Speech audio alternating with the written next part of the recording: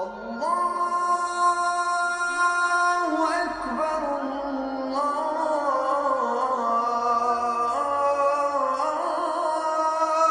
أكبر. Bismillahirrahmanirrahim. Assalamu alaikum wa rahmatullahi wa barakatuh. Que la paix soit sur vous.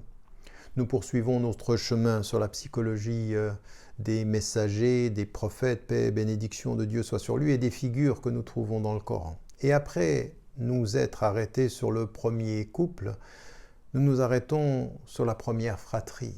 En fait, les premiers enfants, Abel et Caïn. Et Abel et Caïn sont intéressants parce que, encore une fois, nous allons retrouver des éléments de la psychologie sur lesquels nous devons nous arrêter. Parce que ce sont deux frères de parents qui sont des parents qui, en même temps qu'ils ont pu commettre une faute, se sont repentis et sont dignes et sont des êtres de grandeur, donc d'une famille noble au fond. Eh bien, il va se trouver qu'entre les deux frères va apparaître la première dispute, la première tension entre des êtres humains, fondée sur deux éléments particuliers. D'abord, la compétition entre les deux et la jalousie. La compétition et la jalousie, qui font partie de la psychologie que l'on trouve chez les deux premiers êtres frères masculins. En l'occurrence, ici, il s'agit d'une réalité de l'homme. Et que trouvons-nous dans le Coran sur cette réalité? A'udhu billahi minash shaytanir rajim.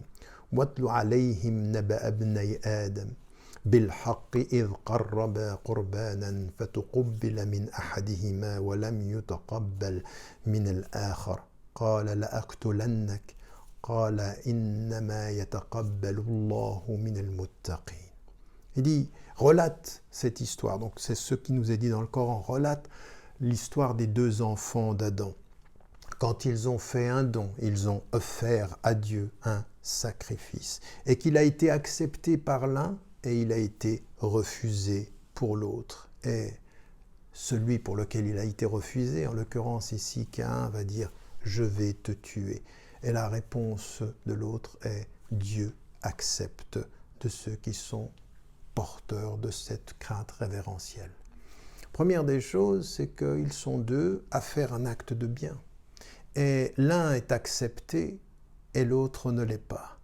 Et la réaction de celui qui voit son acte de bien refusé et de vouloir tuer son frère est la réponse de son frère de lui dire « Dieu accepte de ceux qui sont sincères ». Si nous nous arrêtons sur cette psychologie, elle est particulièrement importante parce qu'il y a déjà entre les deux une compétition dans le bien, donc les deux font le bien, et puis il y a de la jalousie, il y a même de l'arrogance, voire de la violence chez l'un, cette jalousie qui mène à l'arrogance, qui mène à la violence, et chez l'autre, l'idée que finalement ce qui compte, ça n'est pas de rentrer dans ce piège. Dans la psychologie de l'un, c'est une spiritualité qui veut se tenir liée à Dieu, et la psychologie de l'autre est celle de la compétition, de l'arrogance, de la violence due à la jalousie. Et donc, ici, nous avons des caractéristiques qui vont d'une psychologie qu'il faut que nous comprenions, qui détermine aussi l'homme dans nos relations interpersonnelles. Eh bien, une réponse de celui qui est violent, qui va être de ce point de vue à vouloir tuer son frère. Mais avant ceci, celui qui dit Dieu accepte de qui il veut, va lui envoyer un message. Et ce message-là, il est « Si tu veux me tuer, tu porteras mon péché et le tien ». C'est ce que nous trouvons dans le Coran. « Inni uridu an tabu'a bi ithmi wa ithmik, fatakuna min ashabin nari wa dhalika jaza'u zalimin » Si tu fais ça, je veux que tu portes mon péché et le tien. Tu porteras mon péché et le tien, et tu seras des habitants de l'enfer, parce que ceci est le destin des injustes.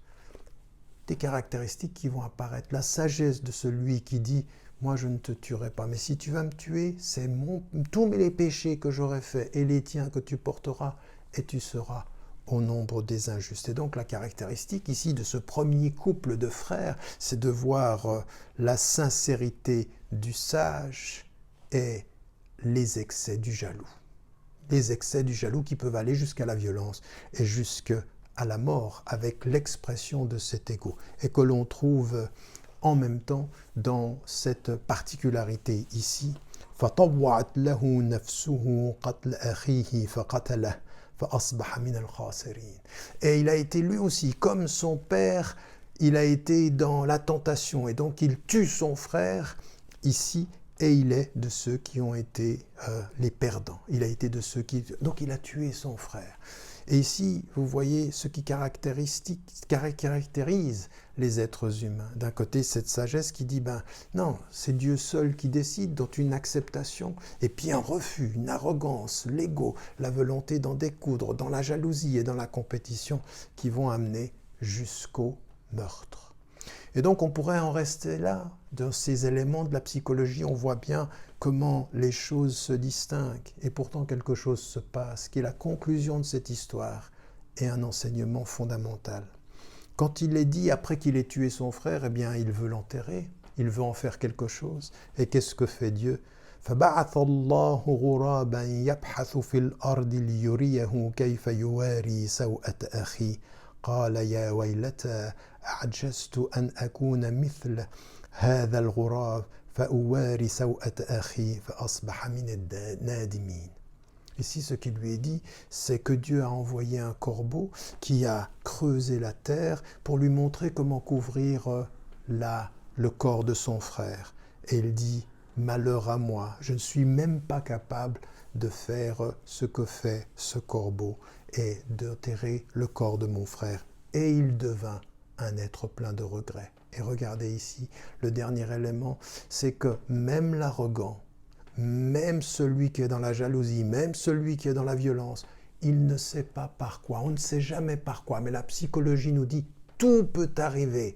Et là, ça n'est pas un père qui le gronde, ça n'est pas une leçon qui lui est donnée, c'est un corbeau qui vient et qui lui montre comment enterrer son frère. Et avant, il était du nombre des perdus, et tout à coup ici, il est du nombre de ceux qui regrettent. Le corbeau, dans sa nature, le rappelle au bien qui fonde aussi sa nature, et il devient de ceux qui regrettent, parce qu'il s'est senti arrogant, parce qu'il avait oublié l'humilité d'un être humain qui apprend de la nature et qui apprend le bien, d'où que celui-ci vienne.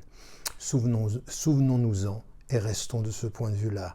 Malgré tout ce que nous pouvons voir des excès de l'ego, il se peut que l'ego voit passer un corbeau et que ce corbeau ait raison de notre ego. N'oubliez pas de dire à ceux que vous aimez, que vous les aimez. La vie est fragile. Allah